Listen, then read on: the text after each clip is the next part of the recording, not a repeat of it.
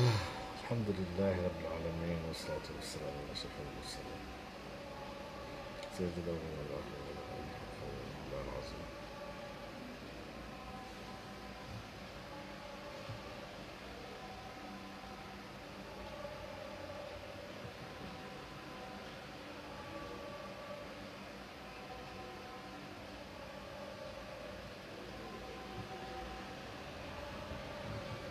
waaw alhamdulillah macha allah gis nga tey moom bu sax live sax benn enregistrement bu ndaw rek la ziar lañ bu baax a baax ñëpp di leen bëggee tam lu bëree bëri. Donc tey moom dañoo nekkoon ci benn marche bu ñu doon def une marche citoyenne donc sur la à la place de l'Obélisque lañ jógee dox dem ba comment dirais-je ba RTS. Donc tout d'abord xanaa di féliciter ñi nga xam ne ñoo taxawal marche boobu muy ñoom Guy Marius ñoom Hannibal Djim macha allah collectifu France Dégage beeg ñëpp am liggéey bu am solo buñ ci am wax dëgg yàlla yàlla na leen yàlla fay yiw ndax yombul di xeex ci li nga xam ne laalu la directement amoo ci intérêt amoo ci dara waaye yaa ngi ciy waslu àq te yàlla tax donc macha allah acte bu rëy rëy la di métti lu tamit. méttitu nag lu tax gisuñu fa nag ñu bëri ndaxte ñiy marche contre les violences policières man jàppoon naa ne Sénégal bi yëpp faroon génn yegg fa dëgg yàlla donc macha allah waaye nag li la yàlla dogal donte nag rafetoon na maam nag problème bu baax a baax par rapport ak fànn boobu sama problème est se situe simplement à 3 niveaux. Dama jàpp ne le Sénégal dëkk la bi nga xam ne dëkk bu respecté wul yoon la c'est-à-dire que le Sénégal est un état voyou donc parce que le Sénégal aujourd'hui est incarné par des voyous il faut tamit ñu xool mbir mi nu mu demee c'est des voyous aujourd'hui qui dirigent ce pays. Donc dans l'appareil d'État que ça soit l'exécutif dans l'appareil judiciaire dans presque partout c'est des voyous ñoo fa nekk des politiciens professionnels des truands de grands vagabonds d'éminents menteurs de fins voleurs ñii ñoo jiite actuellement Sénégal. Donc bu dee Sénégal ci wàllu yoon sax internationalement sax respecté wul dara lu ñu koy wax donc sincèrement marche bu ndaw bu ñu war def ñun gëw ma ni mooy régler problème mu di gars yi di wax violence policière donte sax man nanguwuma sax ni violence la lii ce sont des meurtres ay meurtres policiers la parce que lii ay rey nit la donc c'est des policiers yoo xam ne depuis maintenant lu bëri ça fait beaucoup d'années wax dëgg yàlla. Déjà maa ngi waxtaan sànq ak waa Amnesty kenn ku nekk Amnesty mooy wax ne ma mat na 40 personnes depuis indépendance ba tey ñi nga xam ne dañ leen rey fii Sénégal donc lii nag mbir mu war a jeex la dafa war a jeex si dëkk bi policier son rôle am du reyaate rôle policier en réalité moom mooy protéger le peuple donc macha allah ñu gis si d'abord kon si fànn boobu du marche koy régler. Secondo li am ba am solo mooy on voit la police aujourd'hui qui est censée protéger le peuple cette police là di dóor ay nit di leen rey di def ay meurtre maanaam di laqaate di maasaate di dóoraate c'est parce que cette police là n'a pas réellement compris son rôle. Le rôle de la police du fitnaal les populations mais aar leen la protéger leen taxawu leen. Cette police-là n'est pas consciente que c'est le peuple moo koy fay maanaam police bi ñu ngi koy fay par des impôts et les taxes que recueille l'État et loolu c'est les citoyens sénégalais qui la ñun ñoo koy cotiser donc police bi ñun ñooy employeur am n'est-ce pas et donc ñaari mbir yi am et lii moom c'est quelque chose de clair li nga xam ne dafa yàgg am Sénégal donc police corporation la bi nga xam ne corporation bu ëpp pourri la parce que dans l'administration les corporations ont des degrés de liberté très différentes corporation bu nekk spécificité police bu yàgg ba léegi peut-être léegi sax man commencé naa bëgg a am yaakaar ci police ndax gis naa ay ndaw yi nga xam ne ay ndaw yu conscient ay ndaw yu jàng bëgg dem def defi concours police di dugg police mais police bu yàgg ba c'était réservé à des cons donc il fallait être idiot bañ a jàng ñu ñàkk ci yow yaakaar ñu ne nañ def yóbbu la police def la brigadier donc lii moo nekkoon la réalité de la police bu yàgg ba donc aujourd'hui nag li xew mooy population bi ñoo war a taxaw thème mobiliser wu te sànq maa ngi koy wax sànq collectif bi nga xam ne mooy collectif non aux violences policières maa ngi ne leen c'est parce que policiers yi ñu ngi rey xoolal diggante diggante ñoom ti Abdoulaye Timéra ba avant Abdoulaye Timéra ñoom Seck Ndiaye ñoom ñëpp dañ koo tegle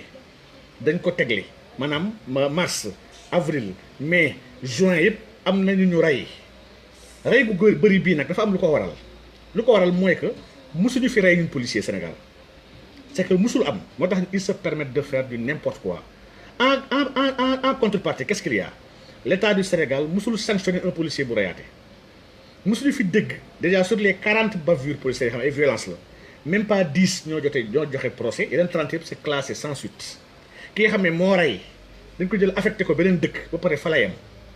foofu la yem donc nag aujourd'hui moom lay sànq gars yi naan léegi dañoo war a dogu mu nekk message bu solennel bu ñuy lancé ne policier bu fi rayee ci nit ak ku mu mënti doon ak fu mu ko mënti rayee policier boobu du fan Sénégal dañ koy rey lii foog mu leer si bopp policier yi ñu xam ni kat ñii kat ay dof lañ parce que am na dëkk yoo xam ne policier ñoo dàqoon rey fii di Sénégal mais dëkk yi ñoo mujjee léegi lem policier warta saagawaate policier warul gëdd nit ki nga xam ne moo koy fay policier suñu employé la ñu jël ko teg ko pour mu garder du suñu sécurité ba pare doxal ce qu'on appelle l'ordre public kooku bu comprendre loolu wax dëgg yàlla bu comprendre loolu kooku dañu war a jël suñu matukaay yi juillet effectivement même en juillet mois yi ñëpp dañoo rey donc et ñoom ñëpp ñu leen rey si deuxième quinzaine mois bi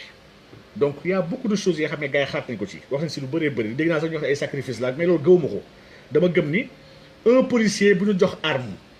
au lieu mu défendre le citoyen mu jàpp ko di ko rey kooku c'est un vagabond il s'appelle pas policier et kooku on doit le tuer lii mooy wax ji et donc lii moom sincèrement sànq man dama si am lu ma metti trop ci manifestation bi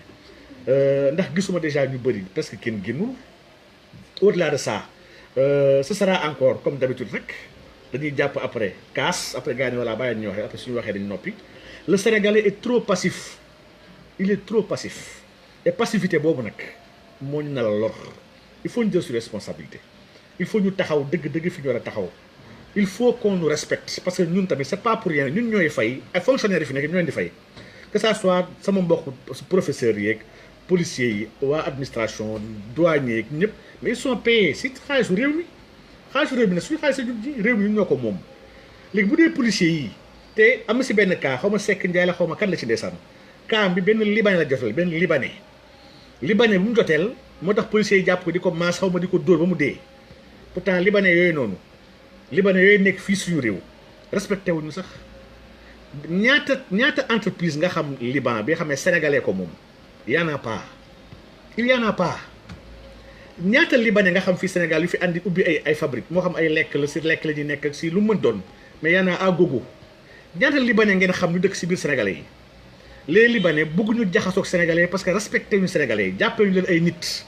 je connais très bien liban dem leen xam di nga see libanais la ñoom ñëpp ñoo bokk kon ñu dëkk si biir ville fële ci kaw wetu Cap la ñu dëkk ñoom ñëpp parce que bëgg ñu jaxasoog sénégalais yi bu ci amee par mégarde kenn ku dem seeg benn sénégalais dañ lay renier il te renie yow bokkutoo seen xeet parce que da nga génn seen xeet demal laaj seen bon yi leen liggéeyal ak seen gardiens yi xam ne ñooy liggéeyal libanais yi laaj leen comment ils sont traités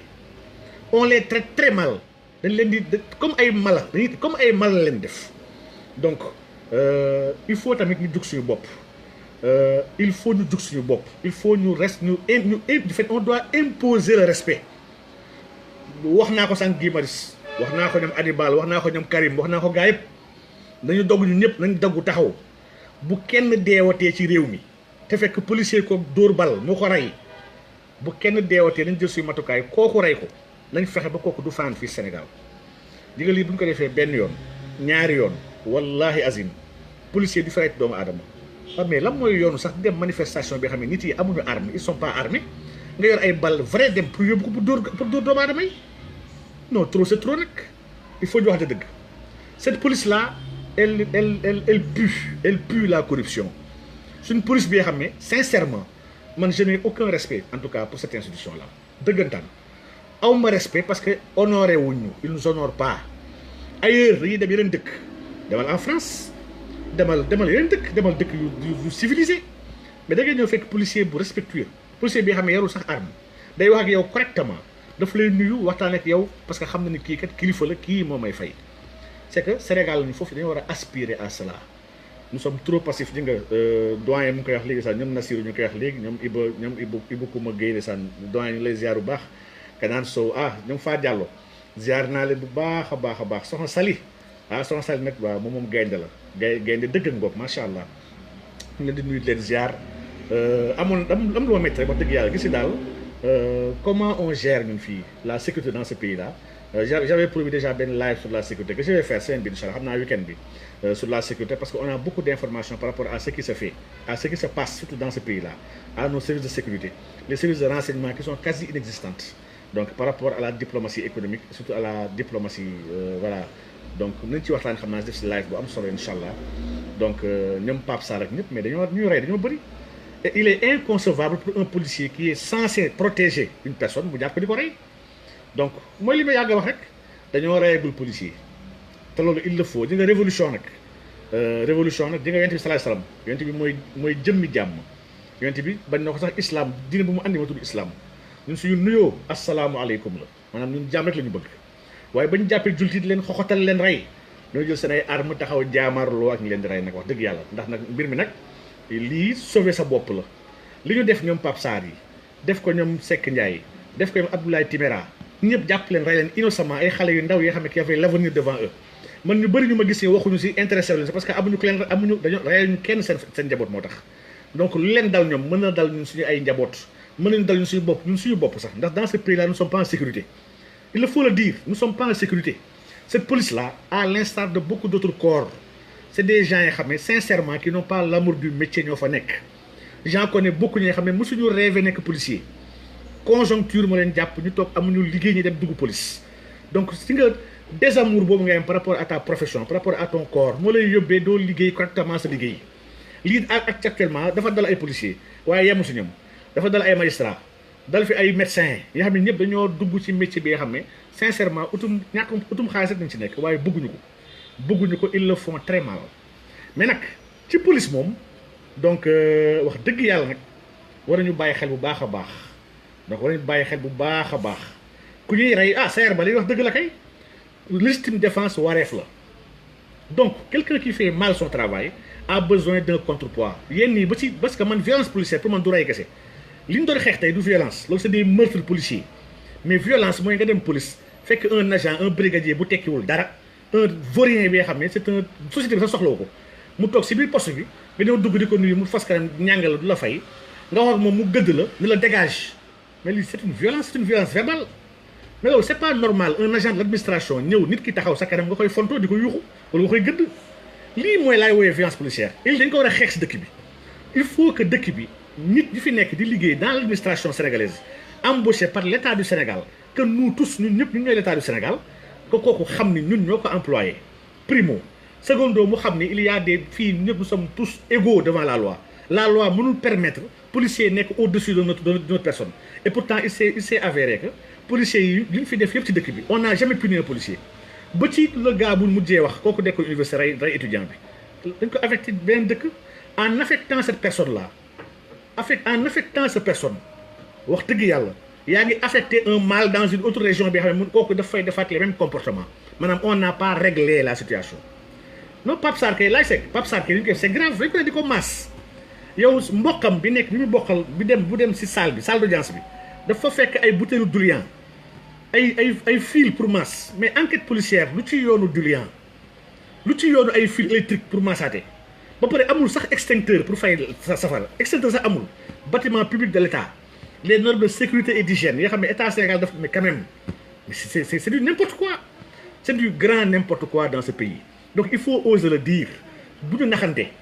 tant que gars yi ñu ngi toog di marche def ay page Facebook di hashtaguer naan non aux violences policières il y aura toujours encore d'autres violences policières parce que c'est les mêmes policiers là qui ont fait ces choses là ñoo fiy kon ne nekk di ko defaat parce que ils sentent qu'ils seront pas punis parce que tamit dafa am leen li xam ne ko war a xam de la police à l'instar de beaucoup d'autres corps que ça soit la douane que ça soit la gendarmerie dafa am benn solidarité de corporation bu fa am c'est que un policier du bëgg mbokk policier même problème policier bi loo tooñee sax nga dem police bu ko fa porter plainte kenn du la faale dañ lay doyadil donc dans d'autres pays police bu tooñee da ngay dem gendarmerie porter fa plainte parce que gendarmerie normalement dañoo war a ñoom xoolaat mbiru police donc il faut tamit nit ñi yeewu il faut ñu exiger ce respect là réseau mu ngi tàmbalee ci prochain sénégalais bu ñu war a rey ak ku mu mënti doon ak raison bu mu mënti doon nag quelle que soit la raison bu ñu jàppee un sénégalais rey ko moo xam dañ ko tiré pistolet moo xam dañu ñëw foncé si kaw mbëkk ko moo xam dañ ko jàpp di ko torturer mais torture sax ñu y a des conventions que le Sénégal a signé des conventions sur non à la torture yoo xam ne état Sénégal bu signé état Sénégal nag police am nga xam ne qui est censé faire respecter les lois yu mu voté ak yu mu signé police boobu bu dee moom mooy jalgati loi yooyu c'est parce que y a problème il y a problème donc ñun ñoo war a àndandoo exiger l'ensemble déjà ñuy rey que justice soit faite na leen àtte que ces policiers là soient déjà leen jugés radier leen de la fonction publique ba pare tëj leen parce que des citoyens sénégalais yi nga xam ne comme nous tous ah la police nag xam naa ñu baax ñu fa nekk ma xam naa fi ñi nga xam ne sincèrement yaakaar naa sax ni ñoom ils vont changer la police parce que l'état actuel xelu police c'est des cons ñoo fa nekk yoo xam ne pour ñoom ils sont au-dessus des normes pour ñoom seen tissu bi ñuy takk tissu boobu pour ñoom daf leen jox ay prérogatives yoo xam ne qui sont supra-humaines ce qui est faux il faut qu'on les rappelle à l'ordre il faut ñu xam ne ils travaillent pour nous il faut ñu xam ne ils sont pas là pour nous tuer ils sont là pour nous protéger ils sont là pour nous écouter ils sont là pour nous renseigner les missions de la police soo demee police bu mu ti doon soo demee si texte bi nga xam ne la loi bu organise police nga gis ne réprimer mooy la dernière mission bu ñu jox la police n'est pas là pour réprimer les populations mais quand même xoolal police boobu policier ba la fële Ziguinchor jàppoon waa ji mbaj ko c'était filmé damay joxe chaque fois kaawu xoolal kaawu France aujourd'hui en France qu'est-ce qui s'est passé vous avez suivi le cas Benalla Alexandre Benalla mais dafa nekk benn problème national l'Assemblée nationale s'est saisie ils se sont saisis ils ont convoqué le ministre de l'Intérieur Colombe a été écouté le chef de la police a été écouté ils ont voulu faire sax dindi immunité pour woo Macron a été obligé de se prononcer n'est-ce pas ils ont entendu tout le monde c'est ça un parlement ñun Sénégal fii on n'a pas un parlement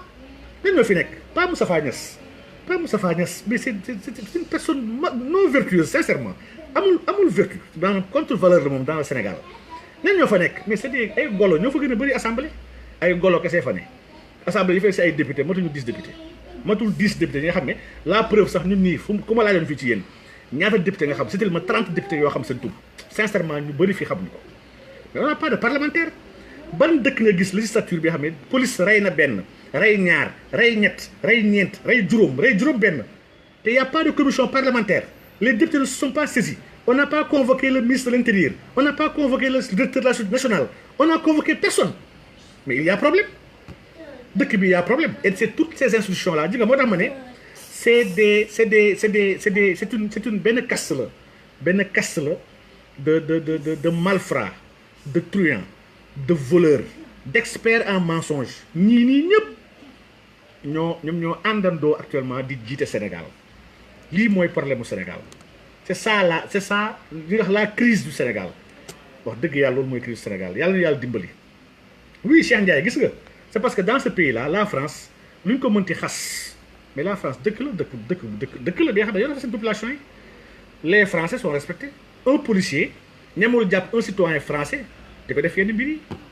n'est-ce pas donc ñun mbir mi sincèrement de man dafa mën jàpp ne gars yi ñoo yaakaar ni par Facebook la yoo defee révolution wala boog ci mettitlu sa xol islam sax ba muy wax waxu mettitlu dafa ne man raa minkum munkaran falyughayyirhu maanaam dafa ñuy woo ci taxyir ñu wax ak taxyir le changement imma bi yaddika lii c'est l'acte par ta main soo nee sa loxo rek moom mooy l'acte on te demande d'agir n'est-ce pas mu ne soo mënul par la main mu ne fa bi lisaanika par nga wax waaw nga soog ci wax boo waxee gis wax bi soppiwul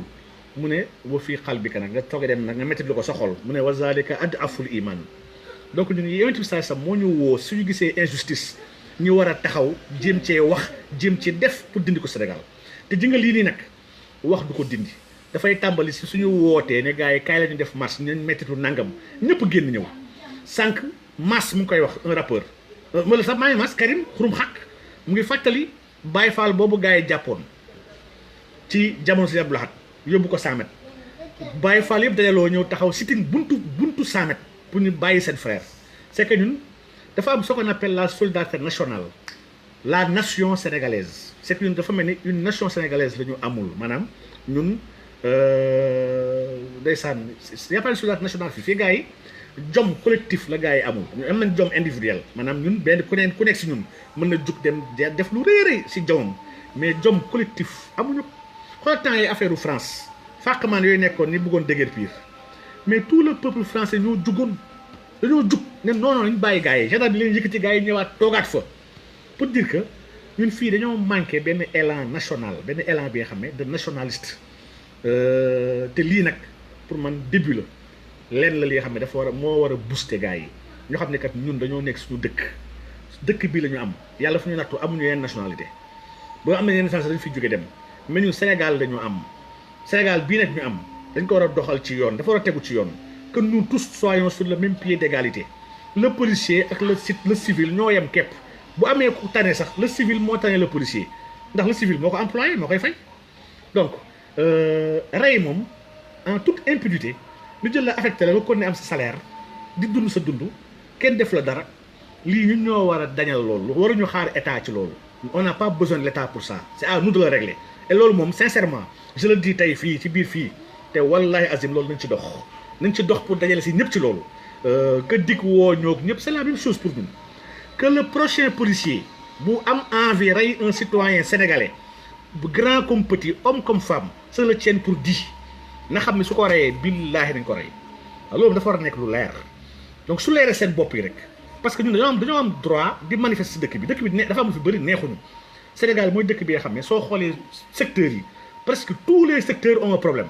mënoo fi nekk nag di cotiser say impôt ñu lay daggay impôt lépp loo jënd ñu dagg la TVA ngay fay chaque fois tu es surfiscalisé ba pare amoo droit wax li la neex ci dëkk bi ñu dëkk bi dañu ci am wàll nous sommes actionnaires nous sommes tous actionnaires dans ce pays ba pare à part égal nag en tant que nag actionnaire boobu nag wax dëgg yàlla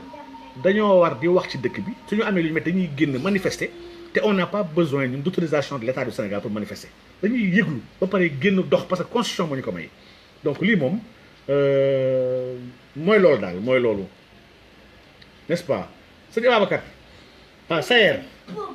ñu ngi leen di ziar bu baax a baax li ngeen wax nii franchement vous avez raison xam nga lan moo bon xam nga lan moo gën a bon ci àdduna bi mooy kenn kuy wax dara nga xam même bu dee loolu neexul mais nga xool ko xam ne kii lu mu wax dëgg la te man loolu moo ñu dal nag ñun Sénégal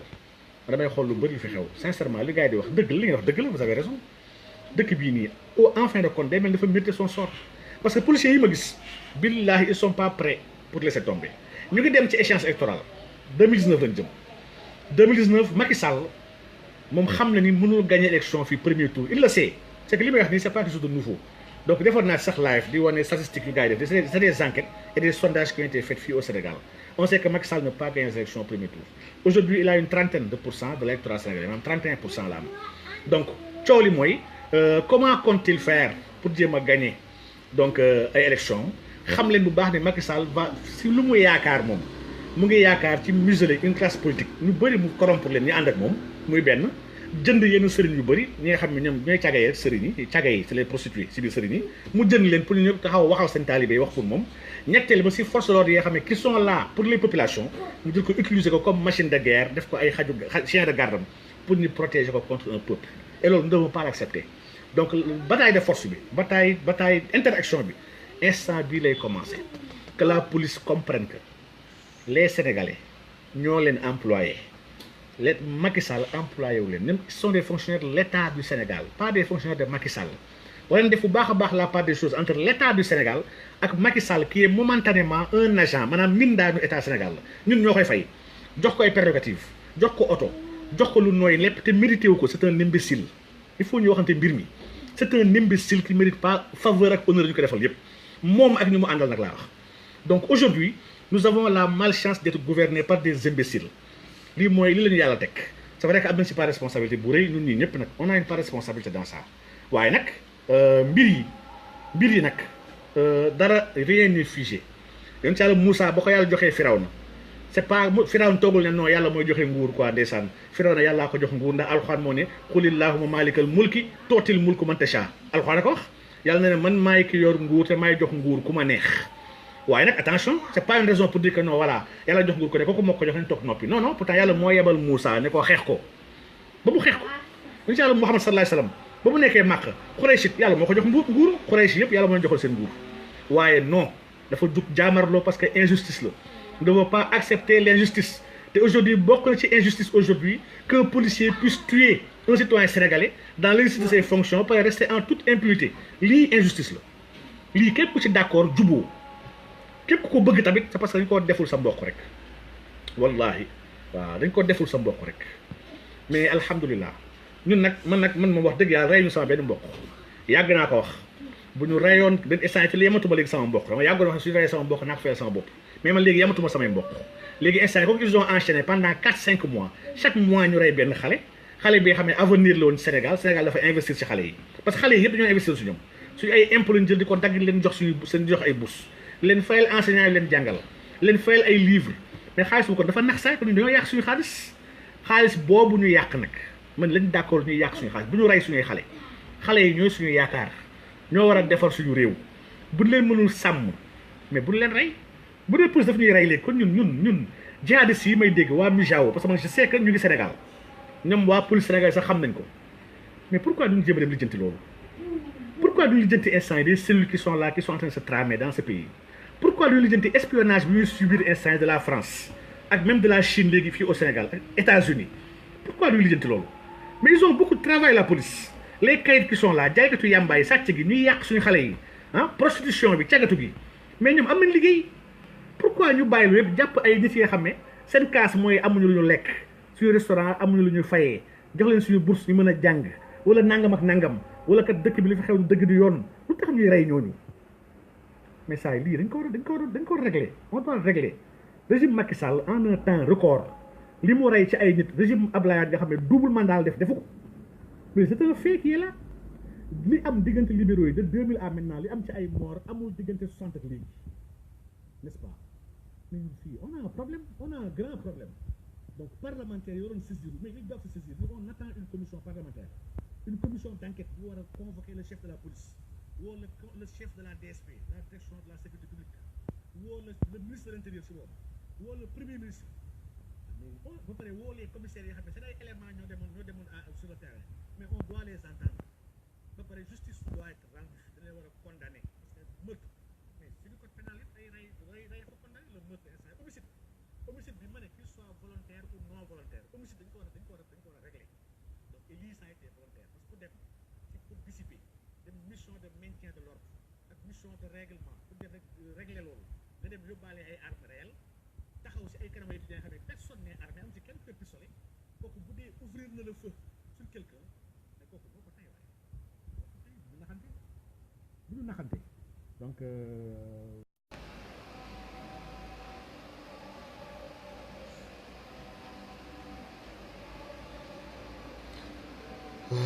alhamdulillahi rabbil alamin wassalatu wassalamu ala ashrafil mursalin sayyidina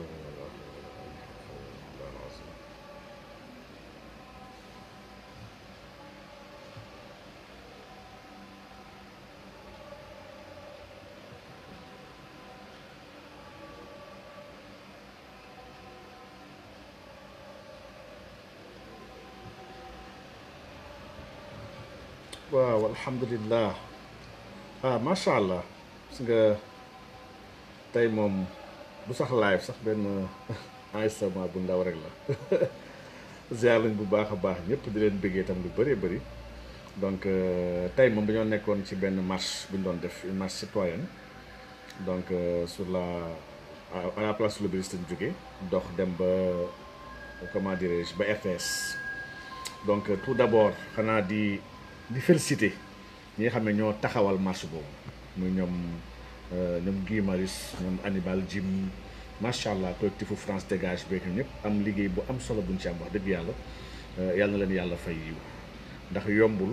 di xeex ci li nga xam ne laalu la directement amoo ci intérêt amoo ci dara waaye yaa ngi ciy waslu àq te yàlla tax donc macha allah acte bu rëy rëy la di méttilu tamit méttitu nag lu tax gisuñu fa nag ñu bëri ndaxte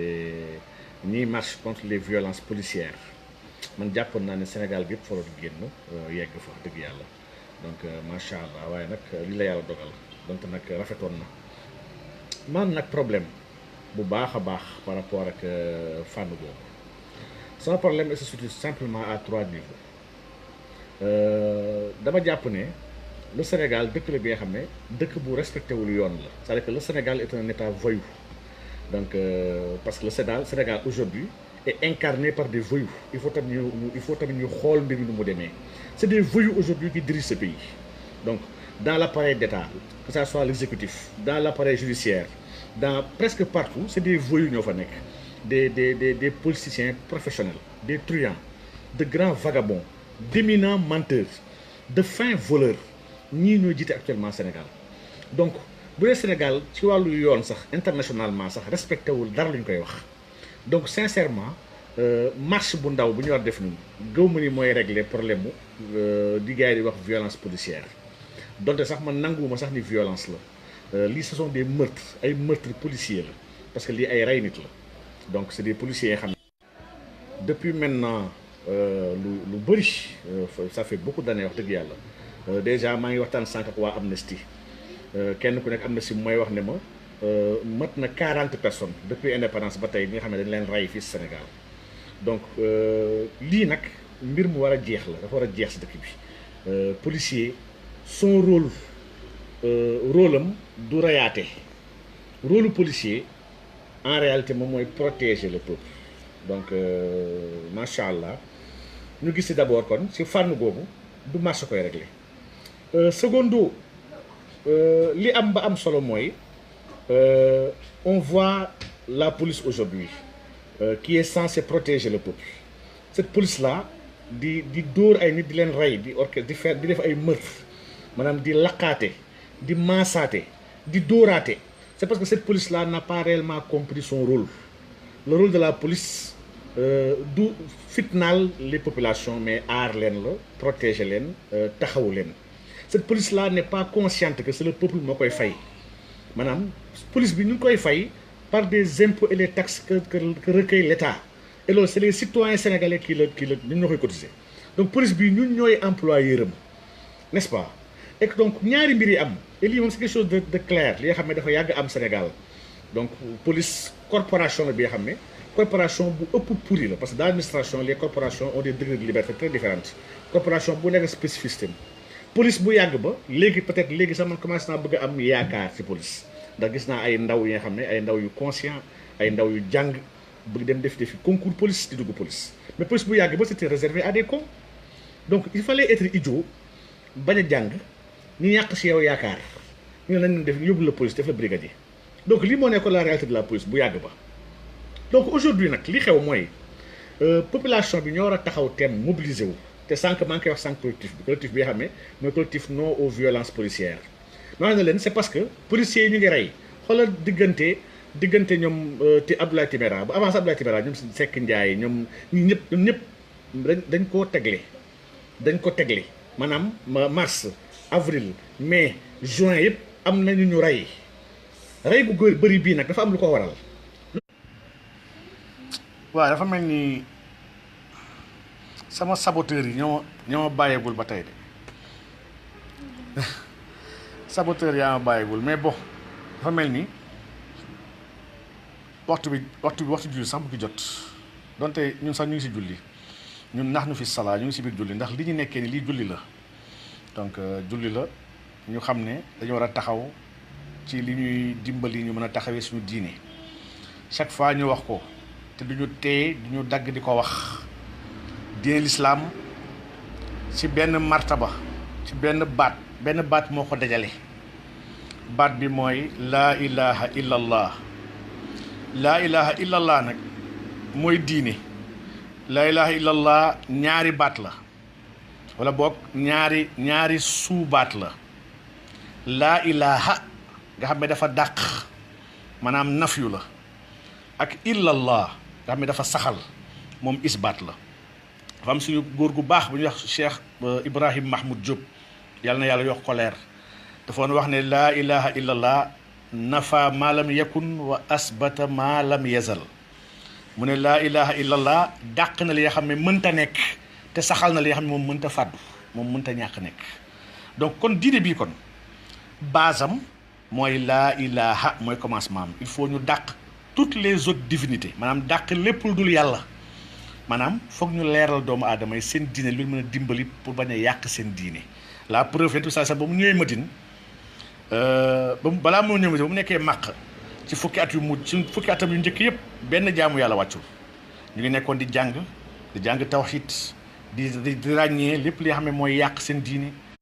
mooy yàq seen pas-pas mooy yàq nit mooy yàq xolu nit bëgg commencer construire une société juste une société équitable une société bi nga xam ne du am xeebante bi nga xam ne ñëpp ay tolloo amul jaam ak dul jaam amul tooñ nit not ko toog ci kawam intu sam la njëkk rek li mooy premier problème mu islam aujourd'hui nag problème boobu nekkoon problème mu islam ci jamono yonent Yàlla Muhammad sallallahu alayhi wasallam aujourd'hui mooy suñu problème fii ci Sénégal ndax instant bi le problème nekkul ndax mën nañ julli ci jumaa yi wala mën nañ dem di woori loolu c'est pas le problème bi mooy ndax mën nañu dund suñu diine correctement fii ci Sénégal la réponse est non. Primo dëkk bi dëkku tooñ la nguur gi fi nekk tooñkat la ñi nekk ci nguur gi di ko liggéey ñëpp ñu ci bëri ay tooñkat lañu ñu ci bëri ñii ay góor jigéen lañu ñii ay franc-maçon lañu je parle de l'état du Sénégal je parle du gouvernement sax actuel dama ne ñu ci bëri ay góor jigéen lañu ñeneen ñi ay franc-maçon lañu ñeneen c'est juste des lèche-bottes ay lèche-cul la ñi nga xam ne dañoo météo sax respect en tout cas man awma respect ci ñoom donc chaque fois moo ko man ci télé rajo foo mën ci dem je dis la même chose dama ne c'est des imbéciles qui nous gouvernent des idiots des gens yoo xam ne qui ont peu de patriotisme nga xam ne bëgguñu réew mi c'est que réew mi ñoru leen te en face dans l'opposition ñu bëri tamit ñuy caxaw di wax di yuuxu ñu ci bëri tamit ñoo yem képp réew mi ñoru leen donc réew boobu nag ma ne ñun fii réew mi du réewu jullit réew mi tooñ lañ ko nosee réew mi réewu franc-maçon la teg ci réew mi lépp lu suñu diine ñun di tere réew mi daf ko daganal la prostitution est permise dañ ko daganal Sénégal sàngara dañ ko fi daganal di ko jaay lépp lu diine l'islam tere ñoom ñu ngi koy jéem a daganal dans cette république là lépp lu diine l'islam santaane ñu ngi koy jéem a jafel pour faire de nous de mauvais musulmans donc aujourd'hui suñu problème le challenge du taxaw naan allah akbar wala subhanallah wala alhamdulillah le challenge mooy que on doit essayer de rendre ce Sénégal là aux Sénégalais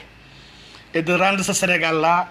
mu nekk en phase ak suñu ay croyances ak suñuy ngëm-ngëm ndax Sénégalu tey jii Sénégal gii nanguwul l'islam maa ngi ci def benn bind bi xam ne bind bi sax jeex na mu tuddee la république privée du Sénégal téere boobu day wane rek nu république bi ñu ko nasee nasuñu ko pour ñun sànq maa ngi tudd sànq libanais yi nekk fii Sénégal ndeysaan macha allah Adiba la ngoog sax ñoom ñoo organisé woon tey marché bi ñu jara jaajëfal a ngi nii ñu jara fonk a ngi nii ñu jara ñaanal a ngi nii ndax xeex li ci gën a am solo ñaar rek la mooy xeex li nga xam ne amoo ci intérêt direct ak xeex li nga xam ne séntuwoo ci dara te ñoom ñaare dañu boole donc yàlla na yàlla dëgëral leen te yokk leen tawfiix donc maa ngi wax ne kon libanais boobu tax ñu jàpp un sénégalais police sénégalaise bi nga xam ne sénégalais koy fay police sénégalaise jàpp kooku di ko torturer ba mu dee ndax benn libanais wóor na ma moo ko neexal dama ne libanais yooyu ñoom ils se sentent pas sénégalais takkuñu sénégalais yi dëkkandoo ñu ak sénégalais yi ñu ngi dëkk si benn koñ ñoom ñëpp ci biir ville fële lañ dëkkandoo du ñu jënd sénégalais li nga xam ne seen mbokku naar mu ngi koy jaay ñoom amuñu njëriñ suñu économie lu ñu liggéey yóbbu ko Liban wala ñu yóbbu ko Paris ndax ils ont 3 nationalités ils sont libanais français et sénégalais dama ne seen bon yi liggéey seen kër yi sax sont traités comme des animaux comme ay chiens dañ leen di ber leen jox si ay plat yu yàqu du ñu laal seen suñu laalee seen assiette sax dañ koy raxasaat tellement que pour ñoom nit ku ñuul mala la n'est-ce pas donc mbir yi il faut ñu xam bu baax a baax li xew dama ne man je suis contre sax cette présence libanaise au Sénégal je suis contre sincèrement bu yeboo ñu ne je suis raciste je l'assumerai bu yeboo ñu ne je suis xénophobe sincèrement je l'assumerai bu yeboo ñu ne man je suis dans l'extrême droite je le réclame sax d'ailleurs dama ne le Sénégal doit revenir aux Sénégalais dama ne xool Trump sax États-Unis Trump dafa xool économie lu mu def nii yëpp du ay cinéma la mais c'est de l'économie Trump dans le marché de l'acier les États-Unis amatul prééminence dans le marché des logiciels ñoom Inde ak dëkk yooyu Indonésie ñoo gagné dans le cadre même de l'aéronautique donc Airbus ñoo jël ay part de marché États-Unis actuellement nekkatul première force commerciale secteur yu bëri moomatu ko il faut mu redresser waat retourner waat ci boppam te li mu def mooy juste rek lu ñuy wax le libre échange bi nga xam ne Angleterre moo ko créé un libre échange te moom ba mu koy créé dafa fekk mu defaru ba pare tëj ay dëkkam defar ay industrie ba industrie yi dëgër mu soog leen ubbil leen dama ngeen jaamarloo ko waa adduna bi bokk na ci xaru sax bokk na ci xaru nga am ay industries yoo xam ne qui sont à l'étape fœtale maanaam ay fœtus lañu ay bébé nga bëgg leen dugal en compétition avec des industries yoo xam ne c'est des adultes ay màgget lañu mais lii si dof la bokk. Donc nous avons intérêt à nous replier sur nous-mêmes lii je le dis en toute sincérité waxuma ko nag ngir contre ma doomu aadama ndax doomu aadama yàlla moo ko màggal alxuraan dafa ne wala xat karab naa bani aadama man je suis pas dans le débat raciste ay nit kii moo gën nit kii mais dama gëm l'intérêt sénégalais doit primer sur l'intérêt étranger et les naar libanais qui sont là au Sénégal am fait entreprise aujourd'hui man su ma xoolee su ma gëstoo entreprises yoo xam ne qui sont formalisées que naar libanais yi moom au Sénégal elles se situent à 126 entreprises yoo xam ne ay naar libanais ñoo ko moom entreprise que ça soit dans la gastronomie la restauration l'alimentation générale le textile dans beaucoup de structures ah 126 entreprises su ma demee gëstu au Liban ñaata entreprise dafa sénégalais am nous avons 0 entreprise au Liban mais lii c'est clair li dafa leer li war ñu si werante donc il faut ñu conscient des enjeux il faut ñu bàyyi dof-doflu bi te nekk nit dama ne libanais yii nekk fii Dakar dañu fi war a jóge donc police boobu nag nga xam ne libanais yi ñoo leen di corrompre balaa nga ci xam dara ba dama si xam ñu bëri ndeysaan ñi nga xam ne dem leen ville laata leen borom pousse-pousse yi dama si xam ay xarit yi nga xam ne ndeysaan dama leen laaj man damay fay enquête man yemuma si machine di bind man j'ai fait des enquêtes de terrain mais est-ce que xam ngeen ni soo demee police ville wallahi azim naar nga jot ak naar libanais yóbbu la yow foofu police dañ lay téye yow la ñuy jàpp bàyyi naar bi mu dem mais trouvez-vous ça yéen normal yéen sénégalais bu nekk chez lui joteeg naar duñ ko sax déglu ni jàpp ko tamit yóbbu parce que naar dafay def ay cadeau naar bi dafay am entreprise am chaque mois dafay yónnee ay petits gestes su Korité ñëwee mu envoyé ay petits gestes au commissaire ils sont corrompus li may wax nii dañ ko war a def enquête lii waa OFNAC lay interpellé allez voir les commissaires de police ak seen ay amis naar qui sont là-bas en ville qui leur donnent des cadeaux yoo xam ne cadeaux yooyu c'est pas gratuit en diplomatie on dit que les États n'ont pas d'amis ils ont des intérêts les naar ñoom ak yahut yi ñoom ñaar ils ont cette même idée là ñoom amuñu ay xarit ñoom c'est des corrupteurs et ils savent que le Sénégalais est éminemment corruptogène ñoom nañ ko xam nañ gars yi dañ leen di may xaalis dañ leen di may pas xaalis directement